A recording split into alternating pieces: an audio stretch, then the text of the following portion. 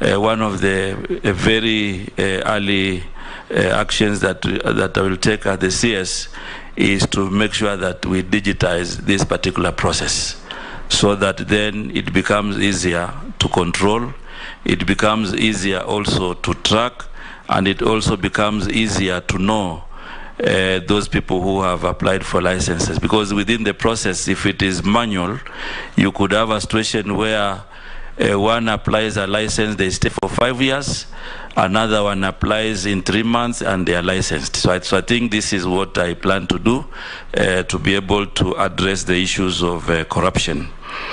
I also want to say that this event in May 2022, where Honorable has mentioned that there were residents who had not been compensated. Let me say that in the entire, it's not just a one-off. I think we've had quite a number of issues with relocations and compensation, and these are issues that we will need to deal with them in the law. Because as you already know, Best Titanium is one of the big companies that has invested. But as a country, we have not had an enabling legislation. The legislation that we have is the one that was done in 2016. Before that, we had one that was done in 1940.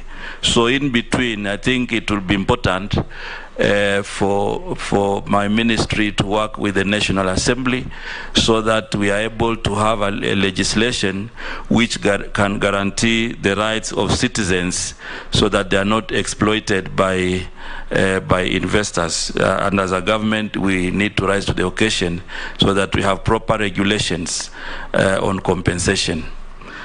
The other question by Honorable Ichung'wah on exploitation of fish in the high seas.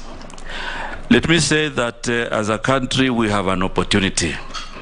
If you look at the entire blue economy and marine fisheries, aquatic fisheries, we have an opportunity now to make sure that we bring synergy and we also bring sanity in the area of fishing. Most of our fishermen who go to the exclusive economic zone, they have had these challenges where the other international trawlers come and they steal our fish.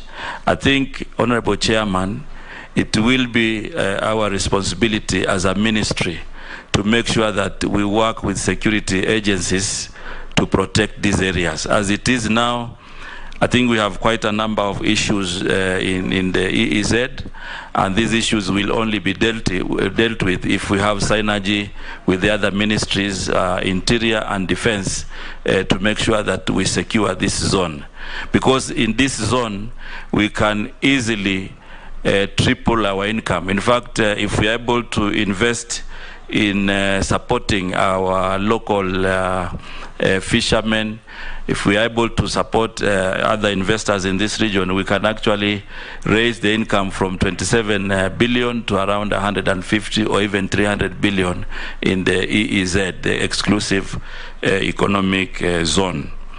The other part of that question was personal from Honorable Ichung'wah.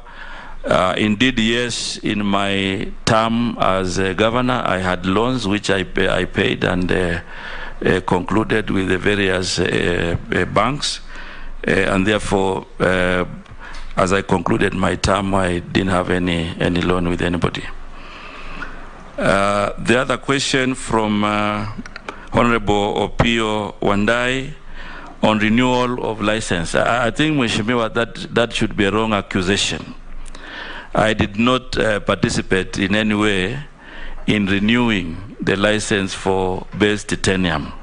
In fact, if you followed the discussions, I think we have been very emphatic in terms of a public participation process where wananchi will be involved, where county government will be involved in the renewal.